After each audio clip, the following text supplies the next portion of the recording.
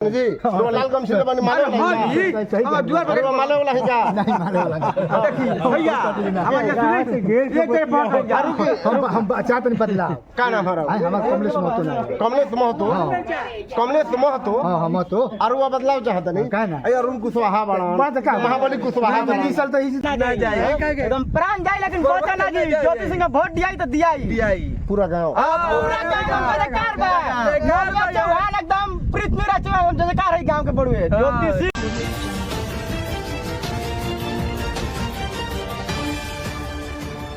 भारी मतों से विजयी हो रहे हैं, इसमें दो राय। आप वोट देंगे? जी बिल्कुल देंगे। आपका गांव कहाँ है? हमारा गांव बिरैनी है। बिरैनी जी बाबू साहब है। बाबू साहब के तो जोगेंद्र सिंह पर वोट जा रहा होगा आजमपुर आज में 5000 वोट भी नहीं उठा पाएंगे जोगेंद्र दास।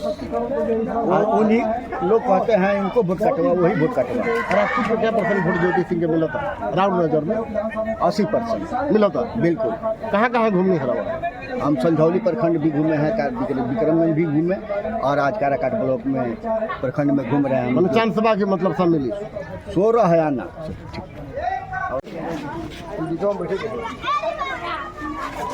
अभी ज्योति सिंह एजे बाड़ी अगवा गुजरली हा, हम रुक गई है जगहुआ में तो मिली हा ज्योति सिंह सब बाबा लोग से। क्या मिली हा ज्योति सिंह? हाँ मिली हा। क्या लगा था वोट दिया ही वोट दिया ना वोटिंग के दिया। हाँ वोट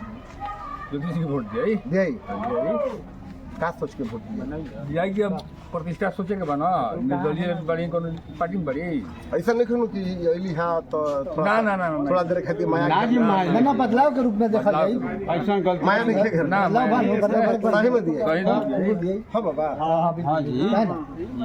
तो ज्योति ऐजा के ना है कैसे हुआ सबे स्वीकार कर लेते नहीं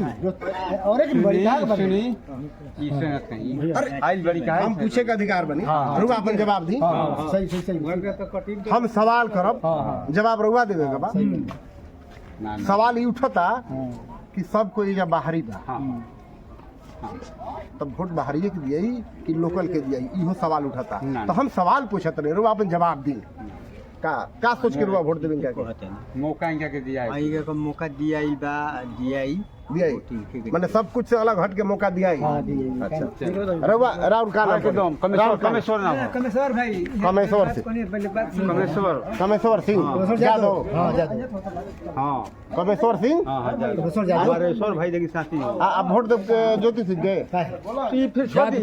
हमारे भाई साथी हम मुख्य घूमी ना बनम उनके में हम दे दी जसवी के मुख्यमंत्री ना बनाई मैं मौका इनका के दिया हर जगह बगुए देखिए 18 तारीख को घोषणा किलो बना 18 तारीख का मुख्यमंत्री बना जाए रेसो वैक्सीन तो नहीं मेरे के राजसो राज नु हां हम उनके में फुट मारी ना रोमानम। अच्छा तो जो गिरा देना रुआ ना रोमानम कहते हैं जी लाल कम से बने माले वाला दुआर पर माले वाला है क्या नहीं माले वाला देखिए भैया हमारे सुने एक बात हम चाहते नहीं बदला का नाम है हमारा कमलेश महतो हां हम तो और वो बदलाव चाहता नहीं का ना अरुण कुशवाहा बड़ा महाबली कुशवाहा बड़ी साल तो इसी तो वोट ना दे ज्योति के देव खत्म क्या काहे ना दे लगे वोट बना देते हम के देब ये हमर काम करने दिए ना ये हमर काम करी छतरी मत जाई जा तो मत। अरे अभी गोली है ये सेना नु ना ई बात नहीं है वोट दिया हां भी वोट दे एकदम बदलाव कर के। अरे वो जादू जी ना हम महतो जी हैं। अरे माई के बोली दूदू को महतो बड़ा हां तो 20 साल से ये लोग बड़ा दूदू को महतो में वोट ना दे भाई एको में ना देबे बे महाराज हम रुआ मीडिया में झूठ बोलता हम कौन महतो में ना देबे का है मैं जात में बाहर हुआ बिजात में ठीक जात ले का हो गई नहीं ना ज्योति के देव हां पक्का अभी गोली हवा तो करनी है ना। हां आपकी बदल जा सुनी देखी राउंड का नाम शिवालक में तो और की महत्व बन 3-4 को। अच्छा ये जब 3-4 को महत्व बनी है दो जादव जी बनी जादव बन गया ज्योति से महत्व जी बनी भाकपा माले से महत्व जी बनी आज ज्योति सिंह जी सब कहते वोट दे हमनी के बदलाव करे के बनो भैया बदलाव करे के बारे में मनाओ। अच्छा 15 साल से अरुण सिंह बन 15 साल से अरुण सिंह बन का महाराज कौन चीज के लिए बात वही से महाराज लेके जा जा काम करो कुछ हमारे सो भाई साथ हम लेकिन निर्दलीय घूम जा बात मानो बदलाव करे हम जाके बना जाए। अरे भाई हम बहुत चिहाई बनी महतो जी यहाँ के जादू जी कहते बदलाव करे बदलाव करे अरे सब एक दिन जानी गाड़ी रोक के जाला। अरे चुप रहिए जात भाई खाए के दियो हैं ना ना कोई ना खाए दी महाराज अरे अभी मिल्ला हन अरुण कुशवाहा जी वहाँ कहने हैं कि सब कुछ वोट हमारा मिल रहा बा एकदम जय जय बात तू बोलत झूठ हो भैया ना चेहरा बदला भाई हम देनरी में बनी हां हां अभी ये ज्योति सिंह जैसे निकल के गई है और निकलना के बाद हम रुकल बनी लोग के मुंह जाने खातिर और लोग का कहता सुन लेनी लोग जात पात से ऊपर उठ के आ जेकरा के बहुत बार लोग देखले बा ओकरा के देखल नहीं के चाहत सही बात बात सही बा बदले के फेरा में लोग आ ये भावना में लोग ज्योति सिंह के भी सपोर्ट करत सही बात बा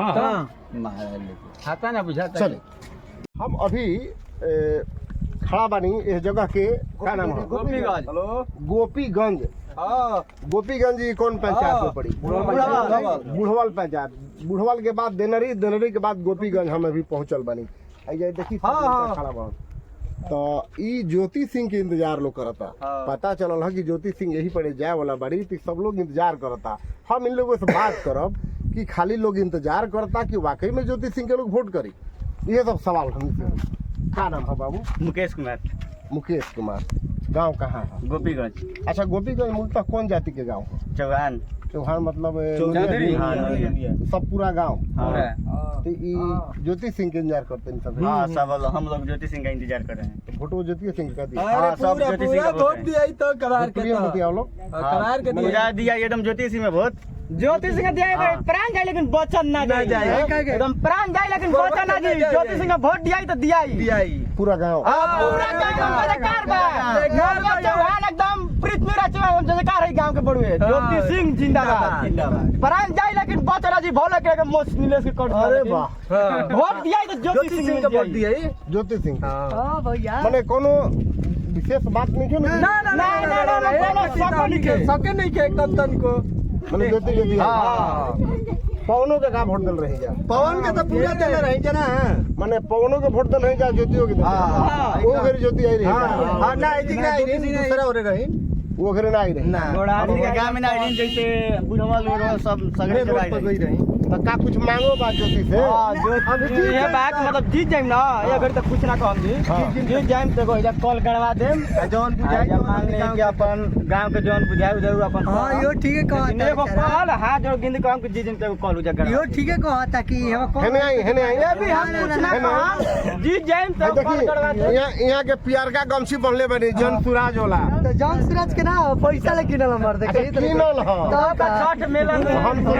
हम सोची कि जन सुराज होला ऐसा नहीं ना ना ना ऐसन बात नहीं के ना नो ना ये बेचारा ठीक होता है वो कर रही तो कहीं आई तो रोड पे पानी पी ली ना लेकिन वोट दिया अरे ज्योति सिंह के तो बगल में पूरा गाँव है पूरा गांव बा पूरा गाँव आप देख सकत नहीं कि ज्योति सिंह के समर्थन में ही गोपीगंज गांव के पूरा लोग जुआ करीब 20-25 के संख्या में मौजूद बन आ लोग इंतजार करता कि ज्योति सिंह आवा से बाद हमके जाई जा और पूरा गांव के रुझान बा कि ज्योति सिंह के हमनी के मतदान करब जा।